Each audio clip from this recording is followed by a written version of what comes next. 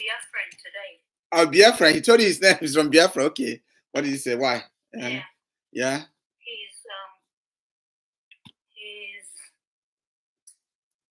what can I say? Working with a charity. Wow. So he told you he's from Biafra. Yeah. Nice, yeah. There was a funeral I went to. Yep. Oh. And sorry. No, it's okay. Keep going, yeah. And he was there. Yeah. Mm-hmm. Then I said to him, "Are you Nigerian?" And he said, "I'm a Biafran." Oh, nice, awesome. Yeah. Wow. So what's the difference? Like, Biafran. You see, let me just say this.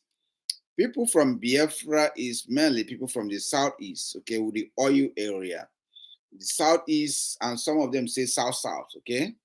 So the Biafra, the issue of Biafra is this: that Nigeria was carved to be a three nation, and that three nation is Lugan. Lugan came with it. Nigeria was named by a side chick, a prostitute. Yes, Nigeria was named by a prostitute. It was not even a wife of the man. Here and the wife was making love. Yes, that's the problem here. Here and the wife was making love. He asked her, what do you think I will call this nation? She said, call them Nigeria. Before Nigeria was a company. Before Nigeria was a company.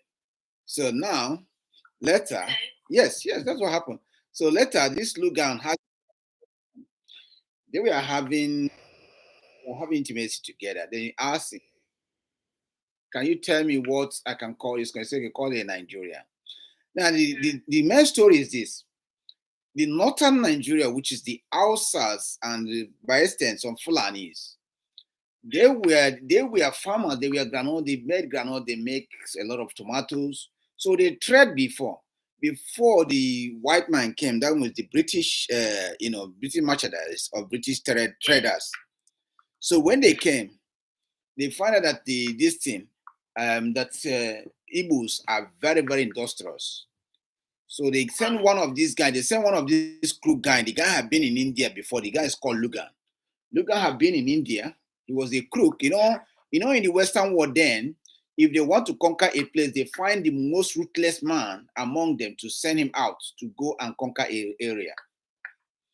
Okay. Now, the main history is that Lugan was ruthless.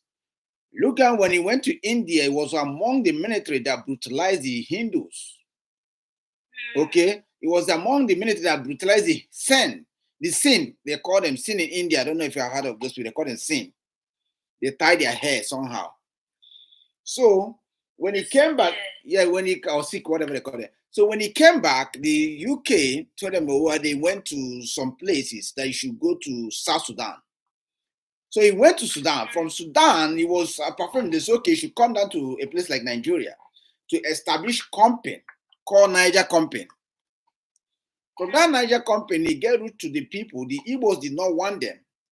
But they find out that the way they will use this thing is to conquer. They begin to oppress the Igbos. Then they begin to shoot gun and everything. And remember, then slave trade is going on. Portuguese are buying slaves.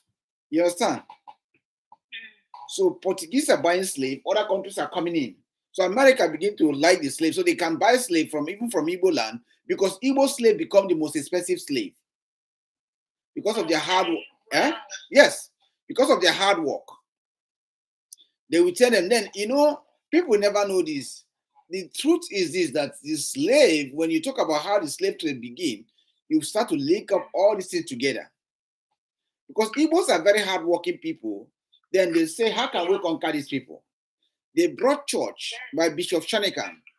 The people did not, Igbos reject church. Igbos are the Igbos are the last that accepted school to go to school. They don't even want to go to, they don't want to go to school. That's the Biafran people. They don't want to go to school. They say we don't want school. They begin to do their thing. Igbos are very close-up people. They go by the king, and their king is not like one king rule everybody. They have king in different communities.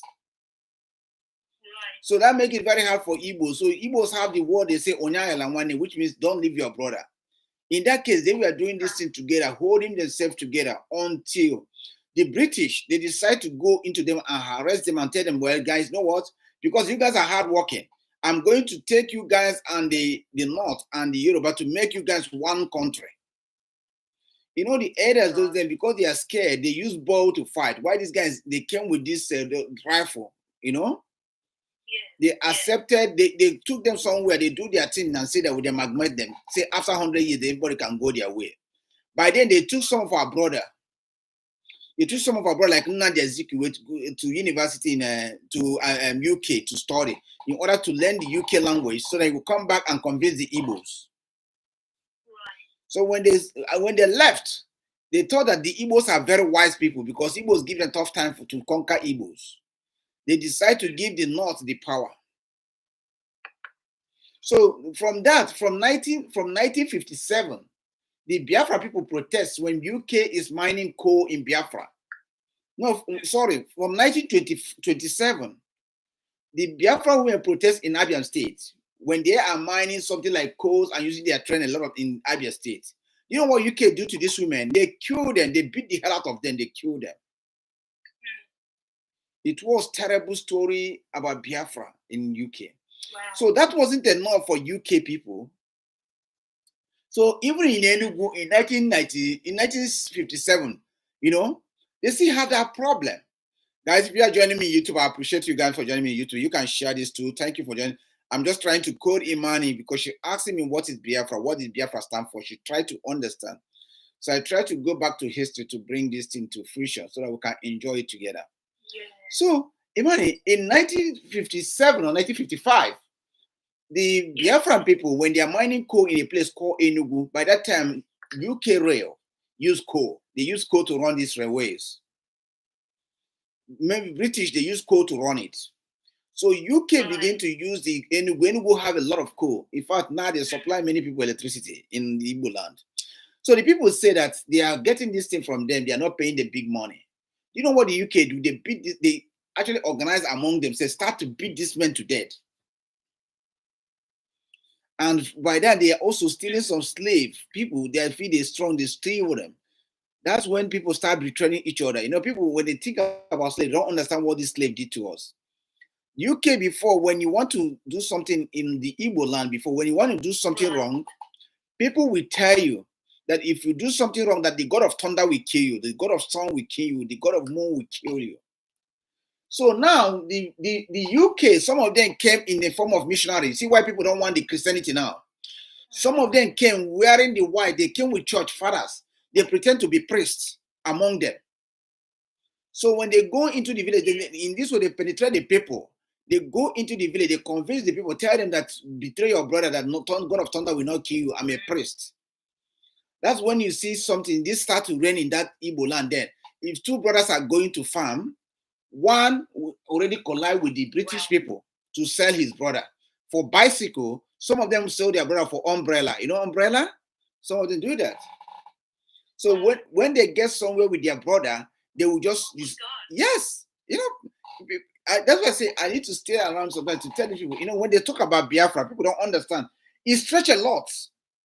Biafra stretch a lot, not just about the nation itself.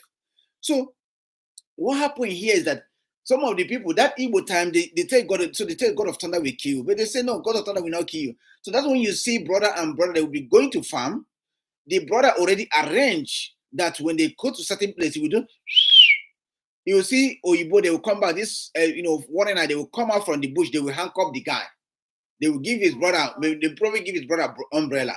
The guy, he will run, or they will give him bicycle. He'll be like the richest man driving limousine, you know, bigger car. You know, people will be asking him, "How do you do this?" So if you have a good friend, we tell his friend how he sell his brother to the Western people. This is how they pack slaves from Igbos because they are the most expensive slave. So this actually affects us a lot as Igbos. It affects us. So the Biafran thing, when they come to make this thing, Igbos say, listen, we don't get along with these people. We can't match these people. They don't do what we do. They don't trade the way we trade. We don't want to be with them. Okay? They say no. So when they are going, they try to take the power and give to the North. So when the North have this power and the Yorubas are in the midst, they don't know what to do. See, I'm just trying to be honest with you in history, okay? So Yoruba call Igbo man, they call Igbos and say, listen, Igbos, we don't have anything. They give ourselves the power, and you guys are more stronger than us. Can we join together and get the power from the Northerners? The Northerners, yes. Then Igbos being a liberal people, and the guy that time Igbos think, okay, later we'll probably dominate these people, something like that. They say no. Igbo's own is that they should make a neutral ground, that because they not have granite, they have granite, they have onions, they have tomatoes. So we literally need these things. So Igbo say no, that we all have to live together. You understand? So this one thing, so Yoruba say okay. So even when Nigeria first look for when Nigeria first look for independence in 1952, Igbos turn it down. They turn it down. It's lived by somebody from Benin, former Oba of Benin. So Igbos turn it down. But later, Nnamdi Azikiwe moved the whole thing, and Igbo man, he moved the whole thing with Awolowo. They gained Nigeria independent, right? Then Awolowo proposed that the Igbos, they want to work with the Igbos. So in this way, let me say this way. This way, to be honest, Igbo leader that Nnamdi Azikiwe, he left Awolowo and go and team up with the North. He said that the Yorubas are very wise, that the Igbos cannot get something from the Yorubas quick. So he went and teamed from the North. So the Yorubas saw this thing as a kind of, betrayer. Okay? So what happened? They decide to later team up with the North now. Then Igbo say, no, we have to make this a neutral ground, want everybody to enjoy. And in Igbo's way, they want everybody. That's what Igbos want. Igbos don't want in a place that only Igbo man will enjoy the resources of the country, right? They want, let's have a level ground for everybody. So they feel that if Yoruba, they team up with Yoruba, the Hausas will miss out. So they want the Hausas and everybody, both the Yoruba, they say, let's make it a neutral ground that everybody can farm. So when the UK saw this, they give the Northerners the manpower. So the Northerners, they find out that the Igbos thought they don't know anything. And Igbos, most of the works are done by the Igbos. Everywhere, they are very rich. Right. When Queen Elizabeth came in Nigeria in 1964, one of the Igbo man, the son that led the Biafra war, Megojuku, his car was the car they took Queen around. So this is what happened now. Now the whole thing blew out. Igbos could not get along. The plan of the country to exist is not existing properly. They are dragging things down. So, and they see Igbos as people that they can always steal from. Most of the money, economic money, come from the Igbos. Igbos are doing everything. So, out of from heaviness, it becomes hatred. So it becomes too bad that most times they try to burn Igbos things, but it doesn't work. If they burn Igbos things, Igbos will rise again.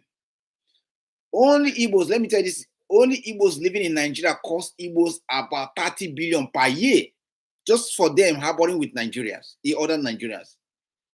Either they burn their shops, or they destroy their houses, or they destroy their. You've seen that, right? Yeah. Okay. Yeah, I've seen that. Houses that are built so well, and the money that they've saved to actually get it to where it was at, and for it to go just like that in minutes, yes, very sad. It's very sad. So for them to make that, they begin to destroy Igbo things just to pull them down, and this is not helping the matter. So that's why Igbo say, okay, if we can't get along now, Ojukwu, when there's this thing is going on, Ojukwu, a lot of Igbos are in the north. Ojukwu was born in the north, right, or something in Yoruba land. But when the Igbos, a lot of Igbos there were getting killed. So this led to the Biafran war. So Ojukwu find that these people are getting killed. People say, okay, what happened is that we have to make this regional government like we have in Australia here. Everybody is funding for themselves. So, but others see that if they do that, Igbos will go far away. Igbos will break out because Igbos will gain more power. Who is saying that? Lucas, mute your mic, please. Mute your mic. Lucas, where are you joining us from? Where are you joining us from? From Ghana. Ah, okay. So that thing gives the Igbos, that gives them those chance that they say, okay, we don't want to be in this country. That, okay, if you want to be in this country, let everybody, whatever you generate in your state, you eat what you get in your state. You pay little money to the government, like we have here, you know.